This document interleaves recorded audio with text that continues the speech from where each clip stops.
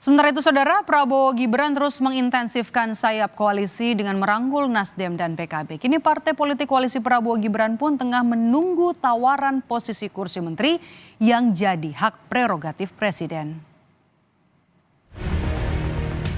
Kita sepakat bahwa kita akan kerjasama untuk sebesar-besarnya kepentingan rakyat Indonesia. Semua kekuatan yang bisa bergabung untuk bekerja untuk rakyat, memberi suatu pemerintahan yang kuat dan efektif. Koalisi kuat untuk rakyat, begitu kata Presiden terpilih Prabowo Subianto dalam upaya merangkul sebanyak-banyaknya partai politik. Nasdem, PKB jadi dua partai politik di luar koalisi Prabowo Gibran yang kini terang-terangan merapat. Usai merapat, tentu yang jadi pertanyaan, bagaimana komposisi menteri di kabinet Prabowo Gibran? Apalagi PKB jadi anggota baru koalisi Prabowo Gibran. Kan nunggu pelantikan, nanti kalau soal kepastian sudah di dalam. Kita ngomong pasti nanti kan ada proses, masih 6 bulan. Urusannya dengan menteri kan ketika seorang presiden sudah memiliki hak prerogatif.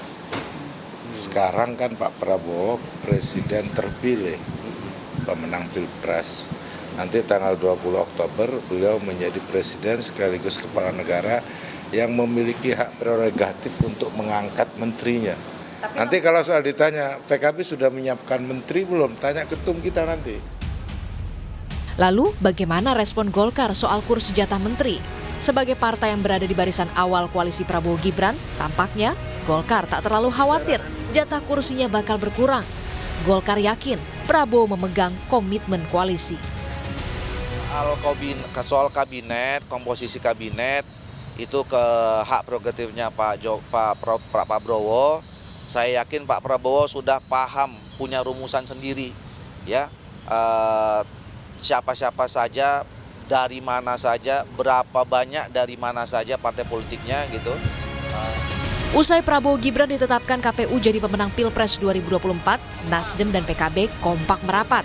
Mungkinkah Nasdem dan PKB mendapat kursi menteri di tengah koalisi Prabowo Gibran yang semakin kuat? Tim Liputan, Kompas TV.